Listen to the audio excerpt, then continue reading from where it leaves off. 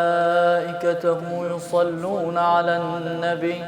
يا أيها الذين آمنوا صلوا عليه وسلموا تسليما. اللهم صل على محمد وعجل فرجه. أعوذ بالله من الشيطان الرجيم. بسم الله الرحمن الرحيم. سيقول السفهاء من الناس ما ولاهم عن قبلتهم التي كانوا عليها قل لله المشرق والمغرب يهدي من يشاء إلى صراط مستقيم. وكذلك جعلناكم أمة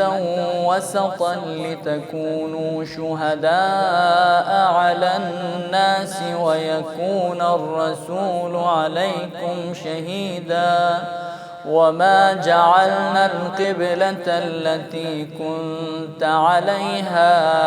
إلا لنعلم من يتبع الرسول ممن ينقلب على عقبيه وإن كانت لكبيرة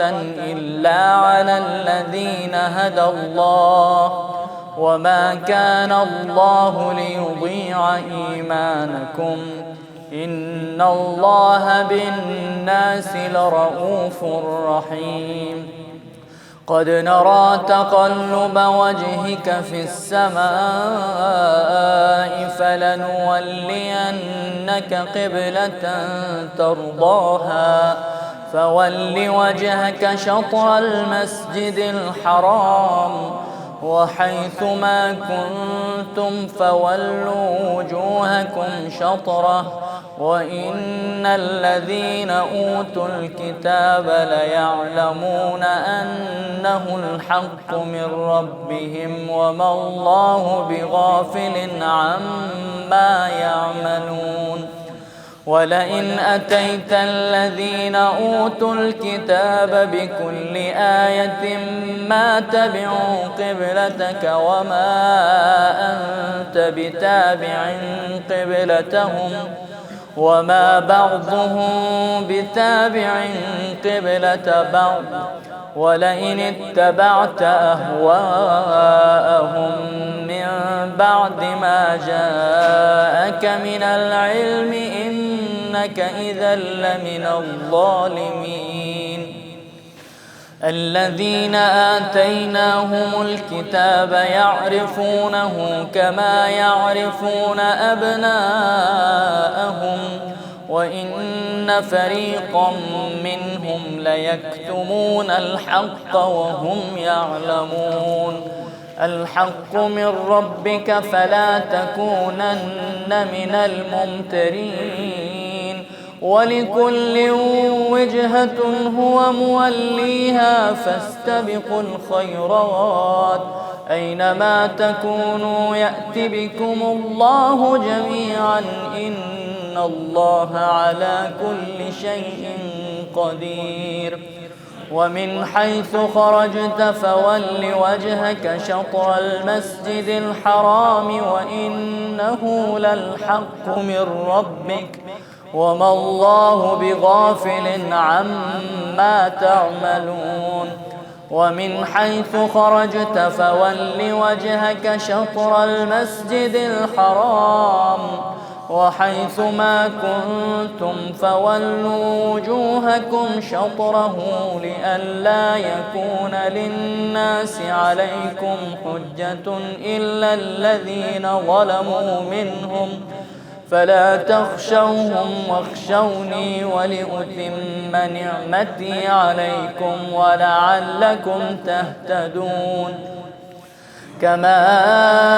أرسلنا فيكم رسولا منكم يتلو عليكم آياتنا ويزكيكم ويعلمكم الكتاب والحكمة ويعلمكم ما لم تكونوا تعلمون فاذكروني أذكركم واشكروا لي ولا تكفرون يا أيها الذين آمنوا استعينوا بالصبر والصلاة إن الله مع الصابرين ولا تقولوا لمن يقتل في سبيل الله أموات بل أحياء ولكن لا تشعرون ولنبلونكم بشيء من الخوف والجوع ونقص من الأموال والأنفس والثمرات وبشر الصابرين الذين إذا أصابتهم مصيبة قالوا إنا لله وإنا إليه راجعون أولئك عليهم صلوات من ربهم ورحمة وأولئك هم المهتدون إن الصفا والمروة من شعائر الله فمن حج البيت أو اعتمر فلا جناح عليه أن يطوف بهما ومن تطوع خيرا فإن الله شاكر عليم إن الذين يكتمون ما أنزلنا من البينات والهدى من بعد ما بيناه للناس في الكتاب أولئك يلعنهم الله ويلعنهم اللاعنون إلا الذين تابوا وأصلحوا وبينوا فأولئك أتوب عليهم وأنا التواب الرحيم إن الذين كفروا وماتوا وهم كفار أولئك عليهم لعنة الله والملائكة والناس أجمعين خالدين فيها لا يخفف عنهم العذاب ولا هم ينظرون وإلهكم إله واحد لا إله إلا هو الرحمن الرحيم إن في خلق السماوات والأرض واختلاف الليل والنهار والفلك التي تجري في البحر بما ينفع الناس وما أنزل الله من السماء من ماء فأحيا به الأرض بعد موتها وبث فيها من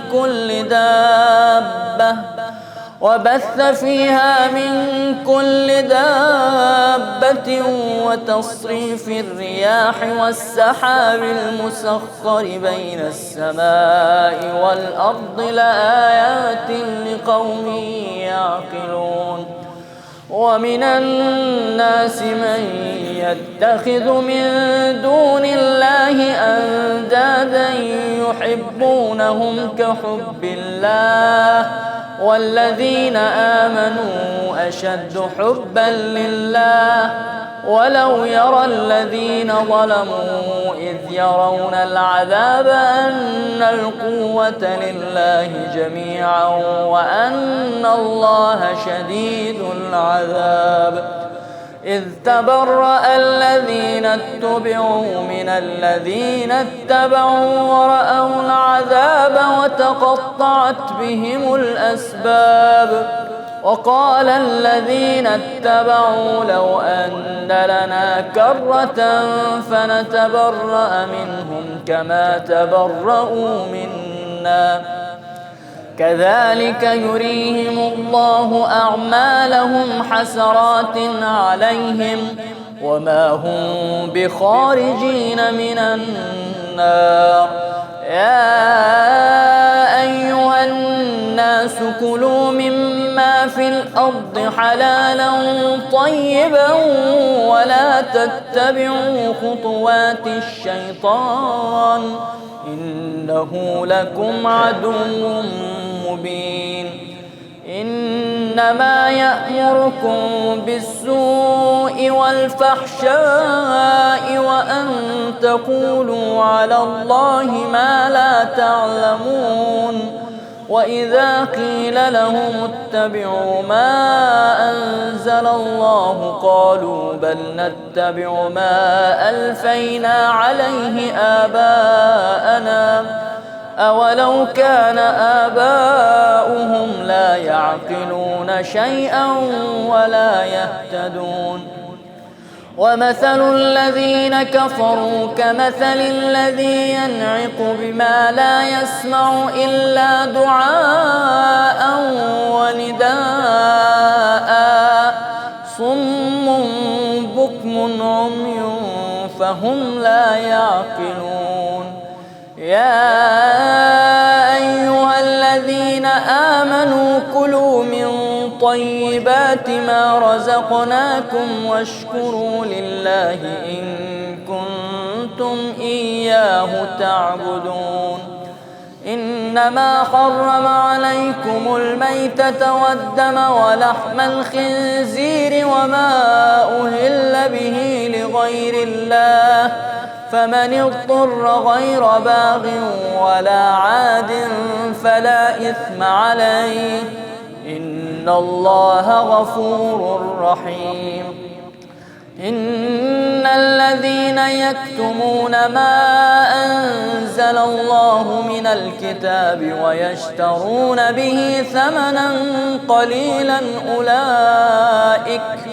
أولئك ما يأكلون في بطونهم إلا النار ولا يكلمهم الله يوم القيامة ولا يزكيهم ولهم عذاب أليم أولئك الذين اشتروا الضلالة بالهدى والعذاب بالمغفرة فما أصبرهم على النار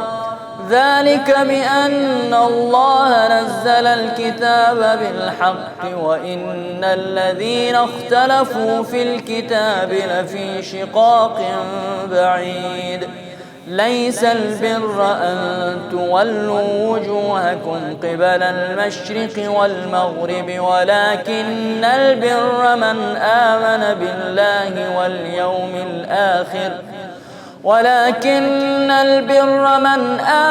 بالله واليوم الآخر والملائكة والكتاب والنبيين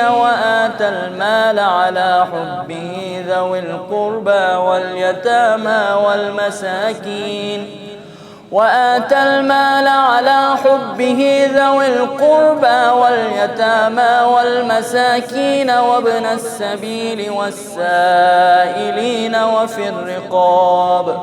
وأقام الصلاة وآتى الزكاة والموفون بعهدهم إذا عاهدوا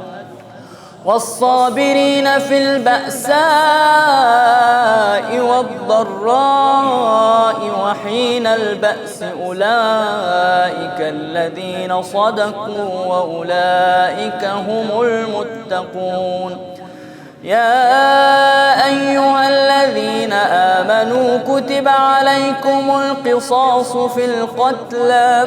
الحر بالحر والعبد بالعبد والأنثى بالأنثى فمن عفي له من أخيه شيء فاتباع بالمعروف وأداء إليه بإحسان ذلك تخفيف من ربكم ورحمة فمن اعتدى بعد ذلك فله عذاب أليم ولكم في القصاص حياة يا أولي الألباب لعلكم تتقون كتب عليكم إذا حضر أحدكم الموت إن ترك خيرا الوصية للوالدين والأقربين بالمعروف حقا على المتقين. فمن بدله بعدما سمعه فإنما إثمه على الذين يبدلونه إن الله سميع عليم. فمن خاف من موص جنفا أو إثما فأصلح بينهم فلا إثم عليه إن الله غفور رحيم. يا أيها الذين آمنوا كتب عليكم الصيام كما كتب على الذين من قبلكم لعلكم تتقون أياما معدودات. فمن كان منكم مريضا أو على سفر فعدة من أيام أخر وعلى الذين يطيقونه فدية طعام مسكين فمن تطوع خيرا فهو خير له وأن تصوموا خير لكم إن كنتم تعلمون. شهر رمضان الذي أنزل فيه القرآن هدى للناس وبينات من الهدى والفرقان فمن شهد منكم الشهر فليصم ومن كان مريضا أو على سفر فعدة من أيام أخر يريد الله بكم اليسر ولا يريد بكم العسر ولتكملوا العدة ولتكبروا الله على ما هداكم ولعلكم تشكرون. وإذا سألك عبادي عني فإني قريب أجيب دعوة الداع إذا دعاني فليستجيبوا لي وليؤمنوا بي لعلهم يرشدون. أحل لكم ليلة الصيام الرفث إلى نسائكم هن لباس لكم وأنتم لباس لهن علم الله أنكم كنتم تختانون أنفسكم فتاب عليكم وعفى عنكم فالآن باشروهن وابتغوا ما كتب الله لكم وكلوا واشربوا حتى يتبين لكم الخيط الأبيض من الخيط الأسود من الفجر ثم أتموا الصيام إلى الليل ولا تباشروهن وأنتم عاكفون في المساجد تلك حدود الله فلا تقربوها كذلك يبين الله آياته للناس لعلهم يتقون. ولا تأكلوا أموالكم بينكم بالباطل وتدلوا بها إلى الحكام لتأكلوا فريقا من أموال الناس بالإثم وأنتم تعلمون. يسألونك عن الأهلة قل هي مواقيت للناس والحج وليس البر بأن تأتوا البيوت من ظهورها ولكن البر من اتقى وأتوا البيوت من أبوابها واتقوا الله لعلكم تفلحون. وقاتلوا في سبيل الله الذين يقاتلونكم ولا تعتدوا إن الله لا يحب المعتدين. واقتلوهم حيث ثقفتموهم وأخرجوهم من حيث أخرجوكم والفتنة أشد من القتل ولا تقاتلوهم عند المسجد الحرام حتى يقاتلوكم فيه فإن قاتلوكم فاقتلوهم كذلك جزاء الكافرين. فإن انتهوا فإن الله غفور رحيم. وقاتلوهم حتى لا تكون فتنة ويكون الدين لله، فإن انتهوا فلا عدوان إلا على الظالمين.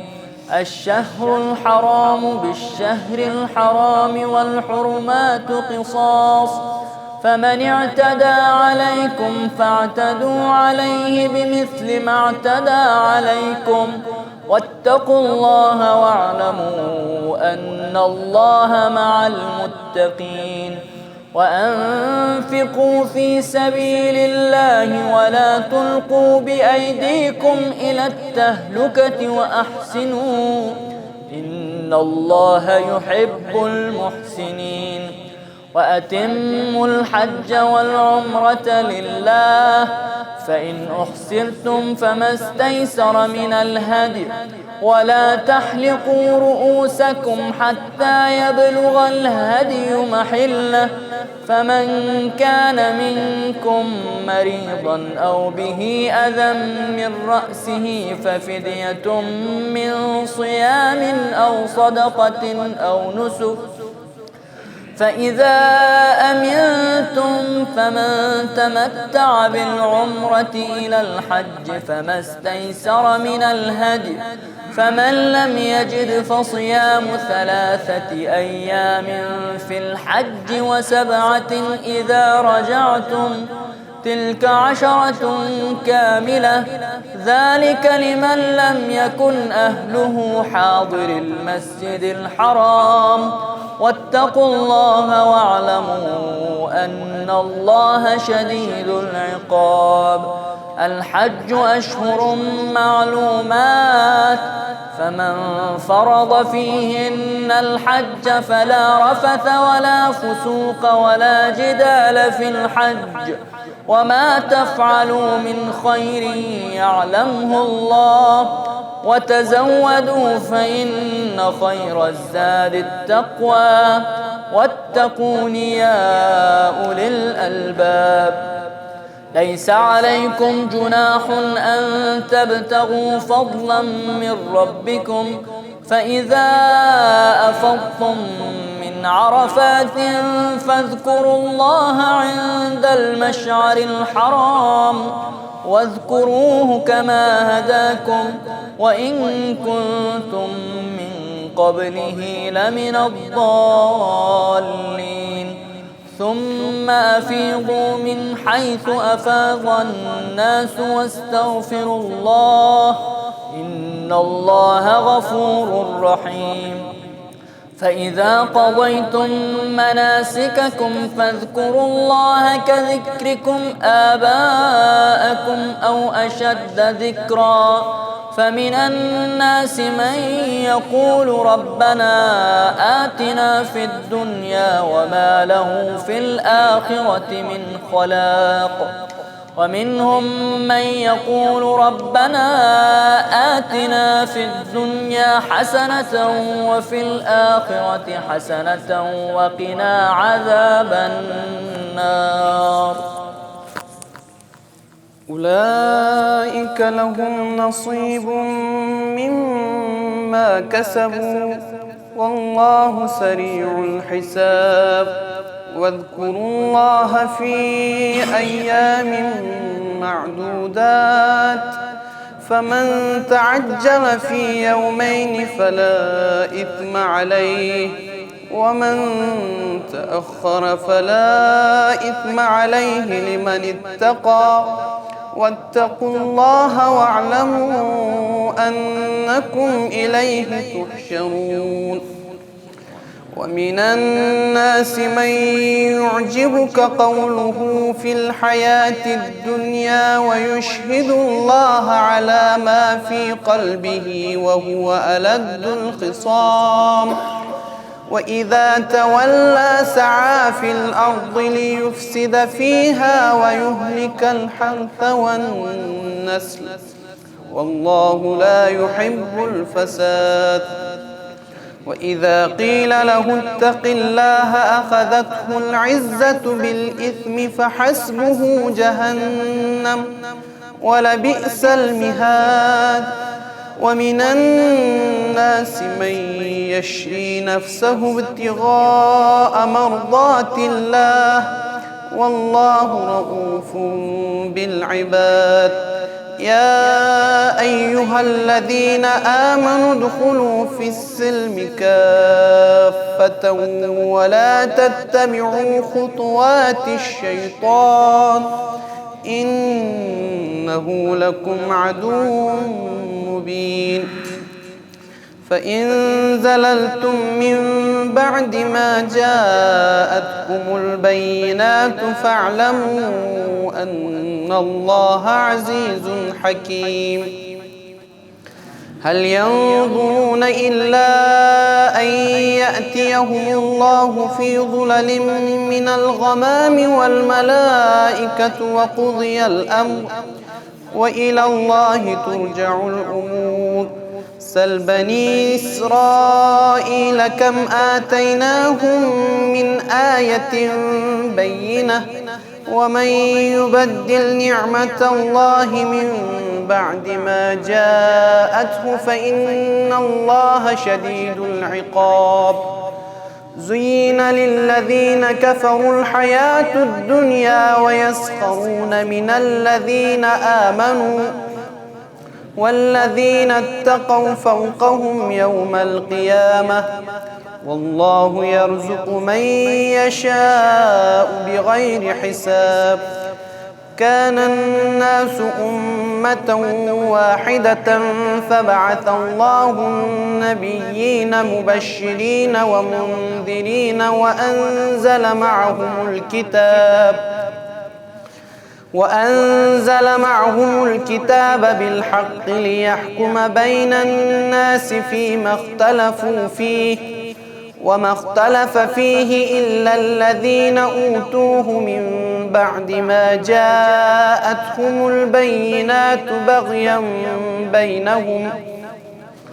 فهدى الله الذين آمنوا لما اختلفوا فيه من الحق بإذنه والله يهدي من يشاء إلى صراط مستقيم. أم حسبتم أن تدخلوا الجنة ولما يأتكم مثل الذين خلوا من قبلكم مستهم البأساء والضراء وزلزلوا حتى يقول الرسول والذين آمنوا معه متى نصر الله ألا إن نصر الله قريب. يسألونك ماذا ينفقون قل ما أنفقتم من خير فللوالدين والأقربين واليتامى والمساكين وابن السبيل وما تفعلوا من خير فإن الله به عليم. كتب عليكم القتال وهو كره لكم وعسى أن تكرهوا شيئا وهو خير لكم وعسى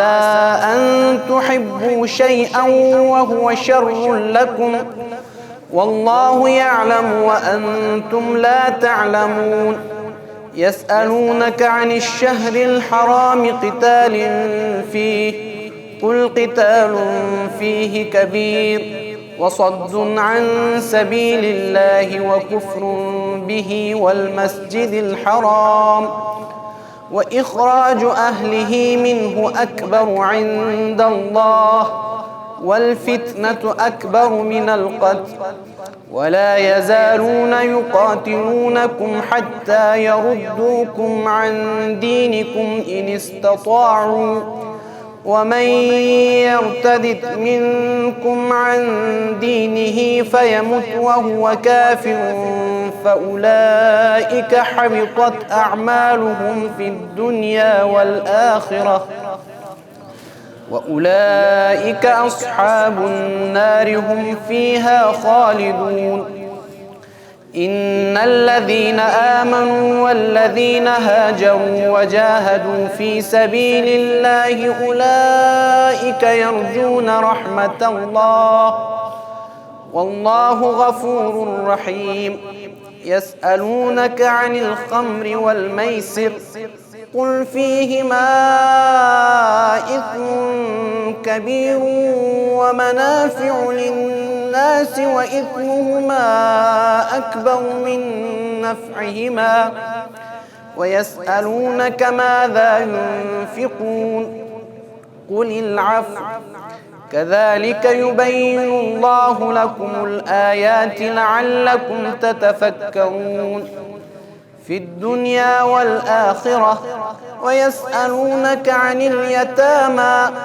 قل إصلاح لهم خير وإن تخالطوهم فإخوانكم والله يعلم المفسد من المصلح ولو شاء الله لأعنتكم إن الله عزيز حكيم. ولا تنكحوا المشركات حتى يؤمن ولأمة مؤمنة خير من مشركة ولو أعجبتكم ولا تنكحوا المشركين حتى يؤمنوا ولعبد مؤمن خير من مشرك ولو أعجبكم أولئك يدعون إلى النار والله يدعو إلى الجنة والمغفرة بإذنه ويبين آياته للناس لعلهم يتذكرون. ويسألونك عن المحيض قل هو أذى فاعتزلوا النساء في المحيض ولا تقربوهن حتى يطهرن فإذا تطهرن فأتوهن من حيث أمركم الله إن الله يحب التوابين ويحب المتطهرين. نساؤكم حرث لكم فأتوا حرثكم أنى شئتم وقدموا لأنفسكم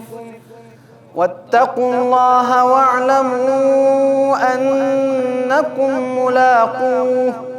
وبشر المؤمنين. ولا تجعلوا الله عرضة لأيمانكم أن تبروا وتتقوا وتصلحوا بين الناس والله سميع عليم. لا يؤاخذكم الله باللغو في أيمانكم ولكن يؤاخذكم بما كسبت قلوبكم والله غفور حليم. للذين يؤلون من نسائهم تربص 4 أشهر فإن فاءوا فإن الله غفور رحيم. وإن عزموا الطلاق فإن الله سميع عليم. والمطلقات يتربصن بأنفسهن 3 قروء ولا يحل لهن أن يكتمن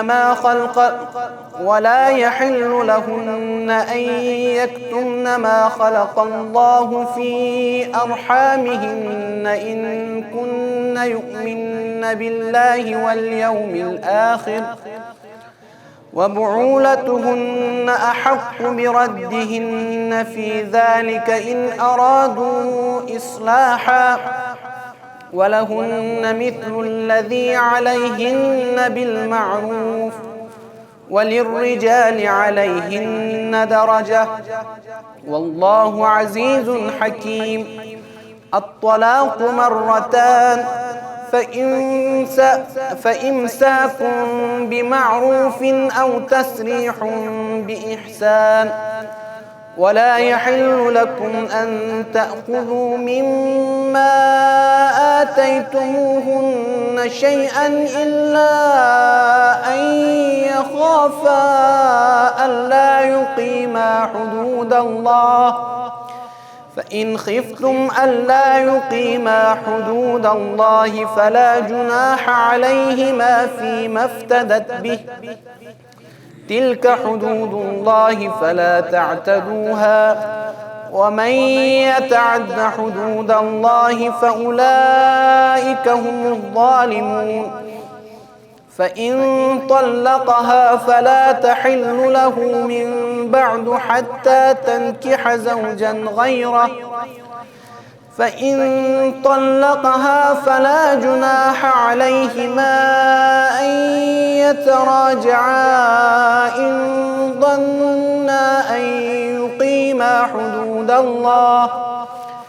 وتلك حدود الله يبينها لقوم يعلمون وإذا طلقتم النساء فبلغن أجلهن فأمسكوهن بمعروف أو سرحوهن بمعروف ولا تمسكوهن ضرارا لتعتدوا ومن يفعل ذلك فقد ظلم نفسه ولا تتخذوا آيات الله هزوا واذكروا نعمة الله عليكم وما أنزل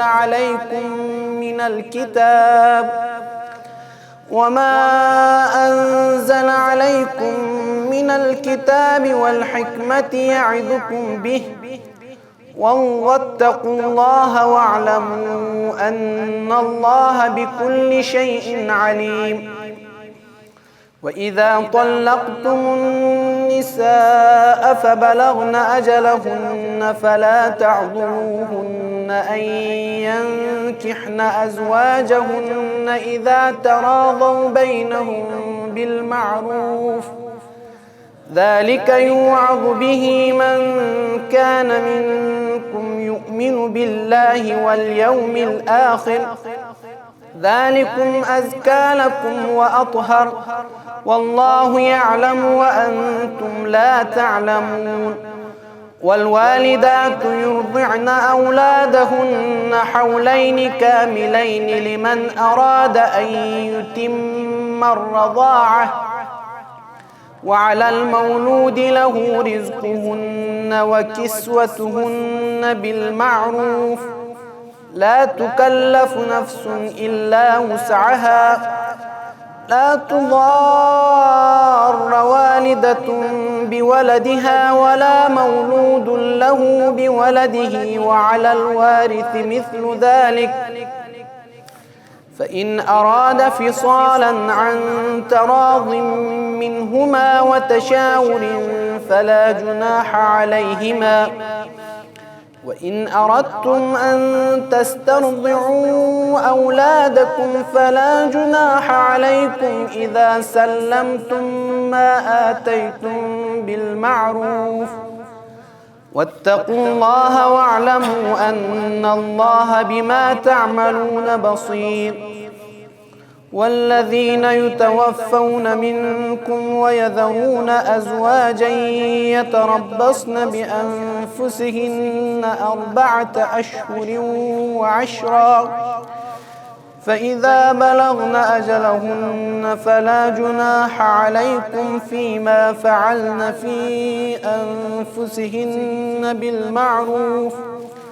والله بما تعملون خبير ولا جناح عليكم فيما عرضتم به من خطبة النساء أو أكننتم في أنفسكم علم الله أنكم ستذكرونهن ولكن لا تواعدوهن سرا إلا أن تقولوا قولا معروفا ولا تعزموا عقدة النكاح حتى يبلغ الكتاب أجله واعلموا أن الله يعلم ما في أنفسكم فاحذروه واتقوا واعلموا أن الله غفور حليم لا جناح عليكم إن طلقتم النساء ما لم تمسوهن أو تفرضوا لهن فريضة ومتعوهن على الموسع قدره وعلى المقتر قدره متاعا بالمعروف حقا على المحسنين. وإن طلقتموهن من قبل أن تمسوهن وقد فرضتم لهن فريضة فنصف ما فرضتم إلا أن يعفون أو يعفو الذي بيده عقدة النكاح وأن تعفوا أقرب للتقوى ولا تنسوا الفضل بينكم إن الله بما تعملون بصير. حافظوا على الصلوات والصلاة الوسطى وقوموا لله قانتين. فإن خفتم فرجالا أو ركبانا فإذا أمنتم فاذكروا الله كما علمكم ما لم تكونوا تعلمون. والذين يتوفون منكم ويذرون أزواجا وصية لأزواجهم متاعا إلى الحول غير إخراج فإن خرجن فلا جناح عليكم فيما فعلن في أنفسهن من معروف والله عزيز حكيم. وللمطلقات متاع بالمعروف حقا على المتقين كذلك يبين الله لكم آياته لعلكم تعقلون. ألم تر إلى الذين خرجوا من ديارهم وهم ألوف حذر الموت فقال لهم الله موتوا ثم أحياهم إن الله لذو فضل على الناس ولكن أكثر الناس لا يشكرون. وقاتلوا في سبيل الله واعلموا أن الله سميع عليم. من ذا الذي يقرض الله قرضا حسنا فيضاعفه له أضعافا كثيرة والله يقبض ويبسط وإليه ترجعون. ألم تر إلى الملأ من بني إسرائيل من بعد موسى إذ قالوا لنبي له ابعث لنا ملكا نقاتل في سبيل الله قال هل عسيتم إن كتب عليكم القتال ألا تقاتلوا قالوا وما لنا ألا نقاتل في سبيل الله وقد أخرجنا من ديارنا وأبنائنا فلما كتب عليهم القتال تولوا إلا قليلا منهم والله عليم بالظالمين. وقال لهم نبيهم إن الله قد بعث لكم طالوت ملكا قالوا أنى يكون له الملك علينا ونحن أحق بالملك منه ولم يؤت سعة من المال قال إن الله اصطفاه عليكم وزاده بسطة في العلم والجسم والله يؤتي ملكه من يشاء والله واسع عليم. وقال لهم نبيهم إن آية ملكه أن يأتيكم التابوت فيه سكينة من ربكم وبقية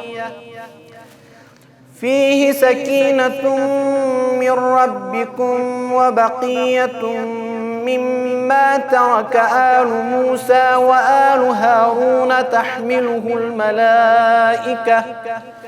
إن في ذلك لآية لكم إن كنتم مؤمنين فلما فصل طالوت بالجنود قال إن الله مبتليكم بنهر فمن شرب منه فليس مني ومن لم يطعمه فإنه مني إلا من اغترف غرفة بيده فشربوا منه إلا قليلا